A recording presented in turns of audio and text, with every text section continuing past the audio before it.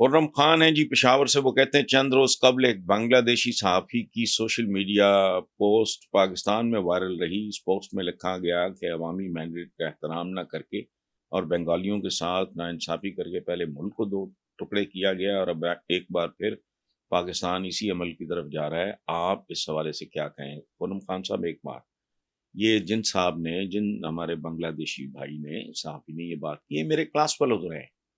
I am one of those very very few fortunate people under graduate کے طور پہ ان کا کوٹا تھا، وہ پہلی اسکیم تھی پنجاب یونیورسٹی کی، تو میرا خیال ہے 30% 40% کلاس فیلوز بنگالی تھے، تو مجھے آج بھی یاد آتے ہیں۔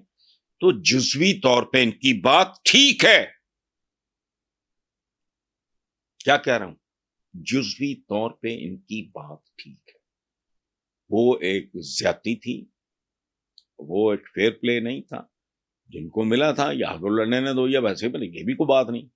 شیخ مجیب بالکل زیادتی۔ لیکن ایک کتاب ہے شریف الحق دالیم، سابق فوجی بنگلہ دیش کے، اور وہ بیر اتم ہے، بیر اتم جیسے نشان حیدر یا یہ ستارہ جوڑت ٹائپ، بیر اتم بنگلہ دیش کا، ان کی کتاب ہے بنگلہ دیش این انٹولڈ سٹوری۔ یہ بنا بھی کوئی عجیب ہی کھاتا تھا۔ زمینی فاصلہ دیکھیں، ہزاروں میل کا، سمندری فاصلہ دیکھیں بنگلہ دیش، فضائی فاصلہ دیکھیں، درمیان میں کون، ایک ہوسٹائل ترین ملک۔ تو وہ کہانی پاکستان میں ممکن نہیں ہے۔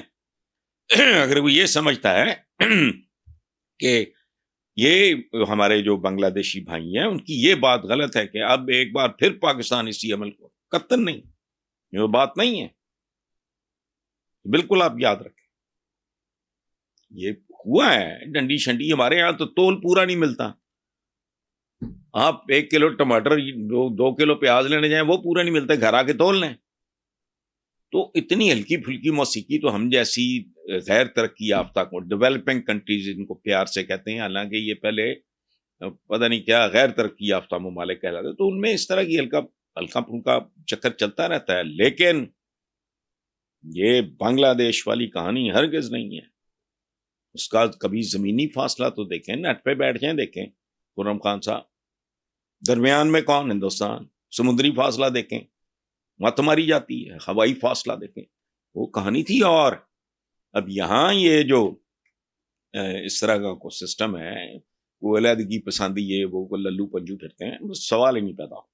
نیکسٹ کوشچن ہے جی کامران طاہر ہیں شیخ پورہ سے، وہ کہتے ہیں جی جہانگیر خان ترین اور جماعت اسلامی کے سربراہ سراج الحق نے اپنے عہدوں کو چھوڑتے ہوئے سیاست کو خیر بات کہہ دیا، اس پہ آپ کیا کہیں گے؟ کامران صاحب، ایک بات، پہلی بات تو یہ ہے کہ ہم پاکستانیوں میں اس طرح کی گریس، اس طرح کا وقار نہیں ہوتا، چھچورے ہیں۔ مطلب جو نواز شریف کے ساتھ ہو چکا ہے، میں مثال دے رہا ہوں، کوئی باوقار آدمی وہ چھوڑ دے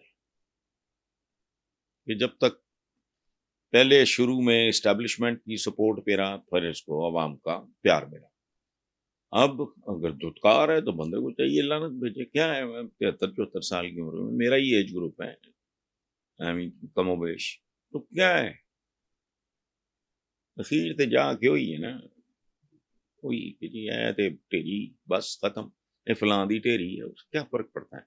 سو جہانگیر خان ترین اور جماعت اسلامی کے سربراہ سراج الحق صاحب کا رویہ بہت باوقار اور گریسفل ہے، پہلی بات۔ لیکن میں ایک پاکستانی اور ایک عام ووٹر ہونے کے ناطے جہانگیر ترین کے لیے تو میرا یہ مشورہ ہوگا، دیکھیں وہ بہت کیپیبل، بہت پڑھا لکھا، کمپیٹنٹ، ہارڈ ورکنگ، فوکسڈ آدمی، اور میں اس کا یعنی شاید میری کوئی لمبی چوڑی دوستی ووستی نہیں، اچھی ہماری جان پہچان ہے۔ یہ میں اس وقت اپنے فارم ہاؤس پہ، ادھر اس گھر کے وہ قریب ہی ہے، سندر رائے بن روڈ پہ، سندر انڈسٹریل اسٹیٹ جہانگیر ترین نے بنوائی جو بھی، میرے بہت ہی 50 سال پرانے دوست سنتوش صاحب اور درپن صاحب، پاکستان کے یہ رائل فیملی تھی سینما کی، سینما کا عروج تھا. سنتوش کمار صاحب، درپن بھائی، سنتوش بھائی، سبیہ بھابی، نیر بھابی، یہ کمال کے. ایس سلمان بہت بڑے ڈائریکٹر. تو ان کے سب سے جو چھوٹے ہیں منصور عباس، وہ میرے بہت پیارے دوست ہیں. ان کی وجہ سے ان کا آنا جانا شروع ہو گیا میری طرف، جہانگیر خان ترین. تو میں آپ کو بتا نہیں سکتا، میرے دل میں ان کے لیے بہت عزت، بہت پیار، بہت احترام. جون جولائی میں ایک کرپ پتی آدمی، وہ مزدور نہیں، جس طرح وہ آدمی کام کر رہا تھا، پسینے میں شرابور، برا حال. تو میرے گھر رکنا، پھر وہاں، اچھا پھر وہاں سے ایک نیا BHUs وزٹ کرنے.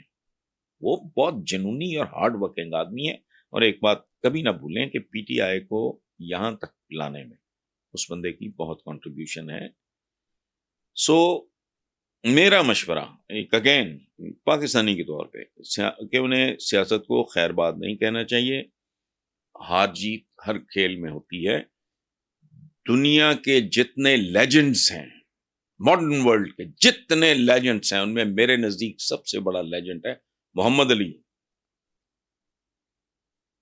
سبحان اللہ، جو کیسس کلے تھا اور پھر اسلام قبول کیا. دنیا کی تاریخ میں ویسا باکسر ہی کوئی نہیں. میرے جیسا بندہ جسے کھیلوں سے کوئی دلچسپی نہیں، میں نے کبھی ان کا مقابلہ، اللہ ان کو کروٹ جنت نصیب. ہال آف فیم پہ سڑک پہ اسٹارز کے نام لکھے جاتے ہیں، میں نے ہالی ووڈ میں دیکھا ہوا. تو ہی ریفیوزڈ. اس نے کہا میرا نام اسلام قبول کرنے کے بعد اب کیسس کلے نہیں ہوں میں، میرا نام محمد علی ہے. فٹ پاتھ میرا نام، ہال آف فیم، یہ وہ بڑے لوگوں کی فہرست میں، خبردار زمین پہ اس کا نام دیوار پہ لکھا گیا. لیکن وہ بھی زندگی میں چند میچز محمد علی ہارے. تو اس لیے ہار جیت بہرحال، باقی جہانگیر ترین کی اپنی مرضی، سمجھدار آدمی. اچھا، جہاں تک تعلق ہے سراج الحق صاحب کا، ان کو بھی میں تھوڑا بہت جانتا ہوں. اور میں یہ باتیں ذرا ڈھکے چھپے انداز میں، امیر العظیم صاحب جو سیکرٹری جنرل ہیں جماعت اسلامی کے، میرے بھائیوں کی طرح، بہت پیار ہے ہمارا آپس میں. تو میں نے گوش گزار انڈائریکٹلی ان کو بھی کی. سو جماعت اسلامی کو کسی فرد کی تبدیلی سے کوئی فرق نہیں پڑے گا. یہ ایسے ہی فارغ کے فارغ رہیں گے. اگر فرق پڑے گا تو وہ یہ نہیں ہے کہ جی وہ ان کی جگہ کون آتا ہے، بندہ تبدیل کرنے سے ان کے حالات تبدیل نہیں ہوں گے. ان کو اپنی سوچ، اپنی اپروچ، اپنی ترجیحات تبدیل کرنے کی ضرورت ہے. میرے جیسا بندہ بھی ان کے ساتھ، میں جانتا ہوں بہت بہتر لوگ، فرشتے نہیں، لیکن باقیوں کی نسبت بہت اعلیٰ، بہت بہتر لوگ. مجھے تو ان کے ساتھ کھڑے ہوئے میں تو امی چبل سا ہی لگوں گا اپنے آپ کو. یہ داڑھی، ان کے جو موجد ہیں مولانا مودودی، میں ان کا مداح ہوں انٹلیکچولی. انہوں نے کہا تھا کہ اسلام میں داڑھی ہے، داڑھی میں اسلام نہیں ہے. داڑھی عرب کلچر کا حصہ ہے. We must try and understand. یہ ٹخنوں تک رکھنی شلوار، اس کے پیچھے واقعات تو پڑھو. حجاب کا حکم کب آیا، اس کے پیچھے وجہ تو پڑھو.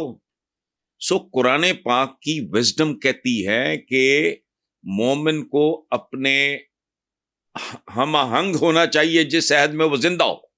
یعنی مسلمان جس عہد میں زندہ ہوگا اس عہد کے تقاضوں کو سمجھے گا اور ان کو ایڈریس کرے گا.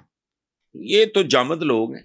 شریعہ کا مطلب کیا ہے؟ بہتا ہوا پانی جو رک جائے تو کریہا ہے. یہ رکے ہوئے لوگ ہیں، یہ منجمد لوگ ہیں.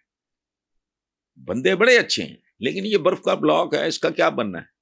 سو یہ عجیب و غریب سا ان کو اپنی پرائرٹیز، اپنی اپروچ ہیں بھی ویسٹ کو گالیاں. اور جس گاڑی پہ جا رہا ہے وہ ویسٹ کی ہے، جو جس اے سی میں بیٹھے ہو ویسٹ کا ہے، جس گھر میں بیٹھے ہو سیمنٹ ان کی ایجاد ہے،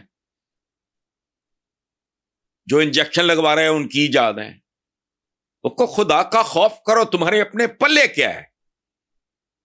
جس اے سی میں بیٹھے ہو ان کی ایجاد ہے، جس MRI مشین میں گھس کے اپنا ٹیسٹ کرا رہا ہے. اوے اور تو اور چھوڑو, وہ جو کیا ہوتا تھا ایک, اب تو اس کا ذکر ہی نہیں سنتے ہم, ایکس رے مشین, ان کی اجازت تمہارے پلے کیا ہے؟ تم ان کے دیے ہوئے عطیات پہ, تحائف پہ, خیرات پہ فکری طور پہ زندہ ہو, ویسے بھی قرضے. تو عقل کرو, ویسٹ کو بار بار برا کہنا. تم کیوں نہیں پہنچ گئے بھی چاند پہ؟ تم کیوں نہیں پہنچ گئے مریخ پہ؟ یہ ساری برکتیں اور رحمتیں پروردگار کی ان پہ ہیں. تم لوگ پھنس گئے, یہ شلوار پاکستانی, حالانکہ شلوار پاکستانی نہیں ہے, یہ ٹرکش ڈریس ہے. تو تہمت باندھتے تھے اور روسوں کی شلواریں پہنتے تھے. وہ یہاں فضل الرحمان کو ایک بار پتہ نہیں کو پریزیڈنٹ ملے, وہ ٹرکی کے, وہ سوٹ پہنے ہوئے اپنا ستھن, عجیب سا ہی لگتا ہے. کوئی کخ دماغ نہیں کام کرتے تمہاری زندگی میں. جس کیمرے کے میں سامنے یا سراج الاقصی یا اور یہ سارے مولانا حضرات بیٹھتے, وہ کہاں سے آتا ہے؟ یہ ٹیکنالوجی کس کی ہے؟ وہ ایڈیسن, وہ لائل پور, اپنا لائل پور میں ایک مدار ہے لسوڑی شاہ, وہ پتہ نہیں کسی کو نام کا مدار کا نام ہے, لسوڑی شاہ لوگ آتے ہیں وہاں. اور لسوڑی شاہ نے ایجاد کیتا یار بلب, کیمرہ, کچھ بھی نہیں یار. خدا کا خوف کرو, ویسٹ کو برا بھلا کہنا بند کرو, ان سے انسپریشن لو. عقیدہ جو ہے اس میں ایک سینس ہوتی ہے بھائی. قرآن پاک میں حکم ہے کہ کشتیوں پہ بیٹھ کے اور لاغر اونٹنیوں پہ, لاغر سے مراد سمارٹ, لاغر سے ہم سمجھتے کمزور, اونٹنیوں پہ آؤ حج کرنے کے لیے. اب کوئی جاتا ہے اونٹنیوں پہ بیٹھ کے؟ وقت کے ساتھ ساتھ آپ نے ٹرینیں بھی استعمال شروع کر دی, جہاز بھی شروع استعمال, تو ان کے دماغ بند ہوئے ہیں. تو سراج الحق صاحب کی جگہ لیاقت بلوچ صاحب ہوں, لیاقت بلوچ صاحب کی جگہ کوئی اور ہوں, یا جو بھی آ جائے گا. سوچ نہیں بدلتے, حالات نہیں بدلیں گے. اللہ اللہ خیر. Thank you.